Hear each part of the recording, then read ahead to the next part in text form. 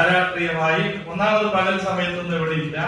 അവനെ പറഞ്ഞു പഠിപ്പിച്ചിരിക്കുന്നത് അവനോട് പുതിയ തലമുറ കുട്ടികളോട് പലരും പറയുന്നത് അല്ലെങ്കിൽ അവൻ കേട്ടുകൊണ്ടിരിക്കുന്നത് മോനെ അരുത്, പോകരുത്, കൊടി പിടിക്കരുത്, മുദ്രാവാക്യം പിടിക്കരുത്, പോസ്റ്റർ ഒട്ടിക്കരുത്, തല്ലുകൊള്ളരുത്, ജയിലിൽ കിടക്കരുത്, നീ നിന്റെ കാര്യം നോക്കി നല്ല കുഴിമന്തി കഴിച്ച് നല്ല അൽഫാമും റോസ്റ്റൊക്കെ കഴിച്ച് ഒറ്റയ്ക്ക് ഒരു അടച്ചിട്ട മുറിയില് അടച്ചിരുന്ന് നെറ്റ്ഫ്ലിക്സിൽ സിനിമ കാണുന്നു, പ്രേമിൽ സീരീസ് കാണുന്നു, അതല്ലെങ്കിൽ അവൻ അവന്റേതായിട്ടുള്ള മറ്റൊരു സമാന്തര ലോകം അവനവിടെ രൂപപ്പെടുത്തി കൊടുക്കുന്നു.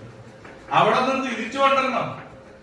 ഇല്ല, ഈ തൊഴിലില്ലായ്മ കൊണ്ടൊക്കെ പ്രതിസന്ധി സൃഷ്ടിച്ച ചെറുപ്പക്കാരെ രാഷ്ട്രീയമായി സംഘടിക്കാതെ അരാഷ്ട്രീയമായി ചിതറിപ്പോവാണല്ലോ ലഹരിയുടെ മറ്റു പല സിന്തറ്റിക് ഉൾപ്പെടെയുള്ള അതിമാരകമായ ലഹരിയിലേക്കാണല്ലോ ഈ അരാജകമായ പ്രവണതകളിലേക്ക് പോകുന്ന ചെറുപ്പക്കാരായ തൊഴിലില്ലായ്മ സൃഷ്ടിച്ച പ്രതിസന്ധിയിൽ നിന്ന് ഈ ആഗോളവൽക്കരണ നടപടികളുടെ ദുരന്തമേറ്റുവാങ്ങാൻ വിധിക്കപ്പെട്ട നമ്മുടെ നാട്ടിലെ ഈ പുതിയ തലമുറയും ഈ യുവാക്കളും അവരങ്ങനെ ചിതറിപ്പോകുമ്പോൾ അവരെ തിരികെ വിളിക്കണം, അവരുടെ കയ്യിൽ ഈ കൊടി കൊടുക്കണം, അവരോട് ഈ രാഷ്ട്രീയം പറയണം, അവരെ രാഷ്ട്രീയമായി സംഘടിപ്പിക്കണം. അവർക്ക് രാഷ്ട്രീയമുണ്ട്, അതുകൊണ്ടാണല്ലോ അവര് അല്ലെ രാഷ്ട്രീയമുണ്ട്.